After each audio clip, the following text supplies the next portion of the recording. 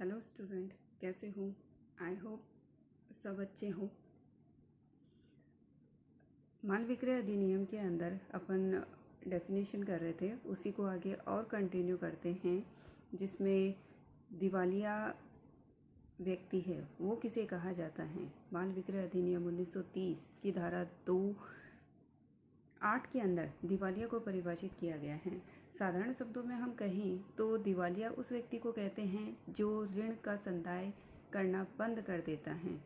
ऐसा व्यक्ति जनरली अपन सोचते हैं कि दिवालिया वो व्यक्ति होता है जिसके पास पैसा कुछ भी नहीं है, उसके पास कोई संपत्ति नहीं है, किसी प्रकार का कोई भी सोर्स नहीं है, उसे हम दिवालिया कहते हैं। लेकिन कानून की भाषा में अगर हम बात करें तो दिवालिया उस व्यक्ति को कहते हैं जो ऋण का, यानी जो क्या करेगा, कारोबार का, जो वो व्यापार कर रहा है, जो वो कारोबार कर रहा है, उसके अनुक्रम में ऋण का संदाय करना बंद कर देता है, तो हम कहते हैं कि वो व्यक्ति दिवालिया हो गया है।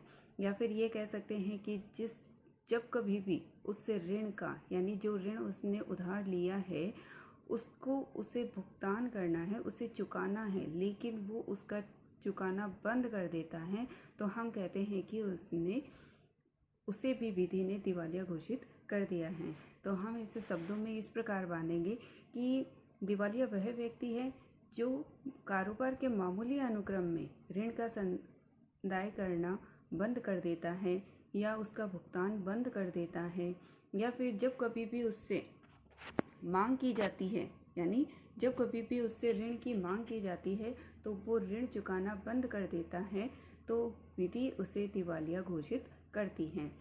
और क्या कहेंगे, ऐसा व्यक्ति जो कि धन संपत्ति उसके पास है लेकिन सिर्फ भुगतान ना करने के कारण ही विधि उसे दिवालिया मान लेती हैं, तो दिवालिया व्यक्ति हम उसे कहेंगे जो कि भुगतान करना बंद कर देता है।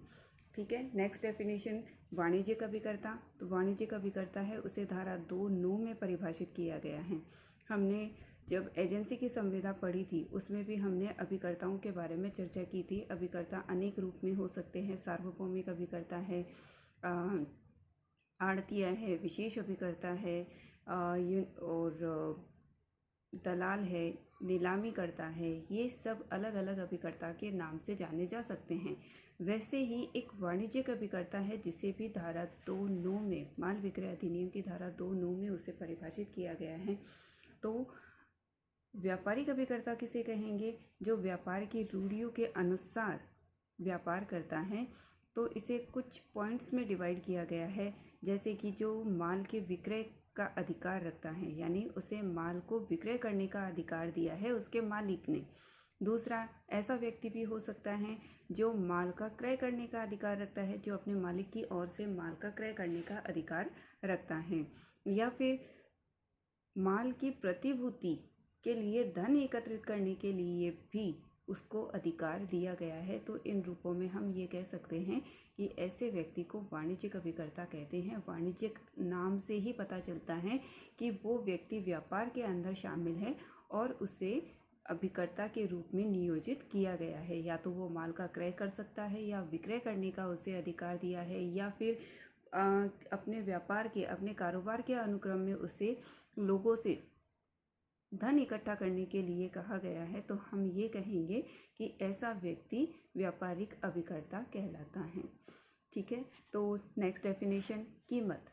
कीमत को धारा 2(10) में परिभाषित किया गया है। कीमत साधारण शब्दों में हम क्या कहते हैं, कीमत क्या है, धन के रूप में उसे अभिव्यक्त किया जा सकता है। लेकिन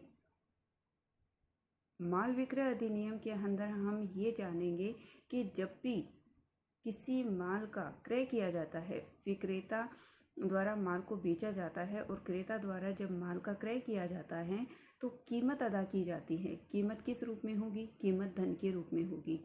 लेकिन हम आम बोलचाल में हम कहें तो हम बहुत से ऐसे भी व्यवहार करते हैं जिसमें कि हम धन ना देकर वस्तुओं का आदान प्रदान करते हैं।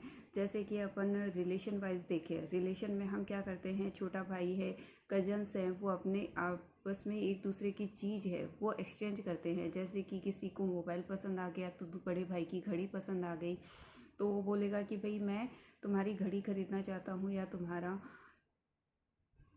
मोबाइल लेना चाहता हूँ। तो जहाँ वस्तुओं का एक्सचेंज किया जाता है, जहाँ कीमत का भुगतान नहीं किया गया है, ऐसे व्यवहार को हम विनिमय यानी एक्सचेंज, उस नाम को क्या कहेंगे, विनिमय, एक्सचेंज, जहाँ वस्तुओं का आदान प्रदान किया जाता है। लेकिन माल विक्रय अधिनियम के अंदर जब विक्रेता द्वारा माल का विक्रय किया जाता है तो उसको प्रतिफल के रूप में क्या चाहिए होगा, उसे प्रतिफल के